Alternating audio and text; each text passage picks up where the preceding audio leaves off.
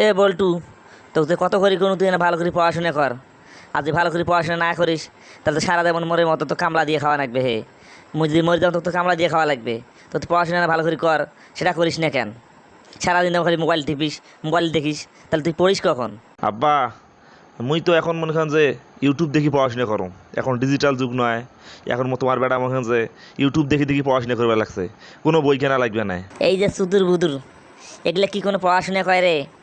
Mobile দেখি কোনো দিন পড়াশোনা হয় নাকি? সারা যেমন দেখলো মানুষ বই পড়ি পড়ে, আর তুমি দেখো বলে মোবাইল দেখি পড়িস। দেখছো দেখো তোর মোবাইলটা দেখো কী পড়িস তুমি, তাকে দেখি আজকে। না আব্বা, তোমার মোবাইল দেখা যাবার নাই তো। এই আর কিছুক্ষণ পরে মনে করেন যে লাইভ ক্লাস শুরু হবে, বুঝেন না? মুই লাইভ ক্লাসে সব কিছু পড়াশোনা করিম। আরে শালি মন্দির বেটা, তোর লাইভ ক্লাস তো মুই দেখাইম। থাকিস তোর লাইভ ক্লাস মুই বার করছো।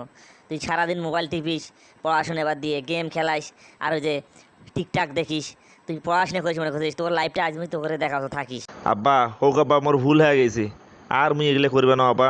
মোক এইবারের মতো না মাফ করে দাও আব্বা। মুই কিন্তু আর কোনোদিন এই কাজ করবো না, আমি বই পড়িম আব্বা। তোরা আমাকে মাফ করে দাও। শোন, তোর কথা যদি ঠিক হয়, কাল থেকে তুই মোবাইলটা আমার মুখ জমা দেবো, আর দুইখান বই মুখস্থ করবো। যদি বই পড়ি না পড়িস তাহলে তোর একদিনকে মোর একদিনে শালি মন্দির বেড়া, কথাটা যেন খেয়াল থাকে, ঠিক আছে?